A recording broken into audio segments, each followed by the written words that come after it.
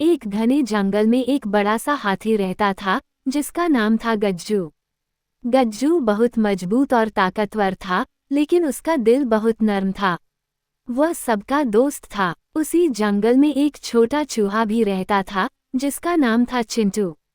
चिंटू छोटा था पर बहुत तेज और बुद्धिमान था। पर हाथी गज्जू को उससे दोस्ती करने का मौका कभी नहीं मिला, क्योंकि वे दोनों बहुत अलग अलग थे।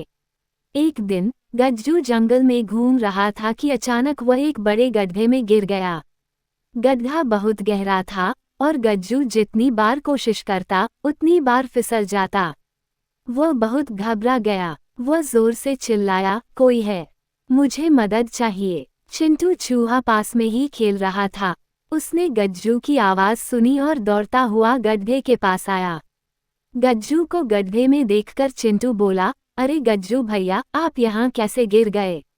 गज्जू दुखी होकर बोला, चिंटू, मैं इस गड्ढे में गिर गया हूँ और बाहर नहीं निकल पा रहा हूँ। क्या तुम मेरी मदद कर सकते हो? चिंटू ने सोचा और बोला, चिंता मत करो गज्जू भैया, मैं छोटा हूँ लेकिन मैं आपकी मदद जरूर करूँगा। चिंटू तेजी से दौड़कर जंगल के सारे जानवरों को बुला लाया।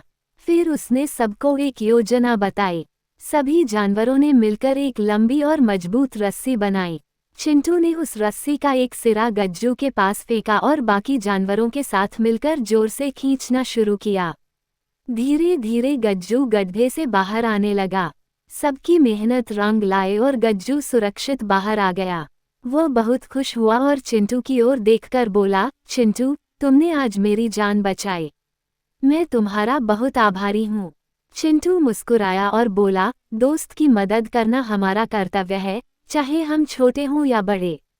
उस दिन से गज्जू और चिंटू पक्के दोस्त बन गए। वे साथ साथ खेलते, घूमते और एक दूसरे की मदद करते। दोनों ने सभी को ये सिखाया कि सच्ची दोस्ती में आकार या ताकत का कोई मतलब नहीं होता, बल्कि दिल की अच्छाई और एक दूसरे के प्रति प्रेम सबसे जरूरी होता है।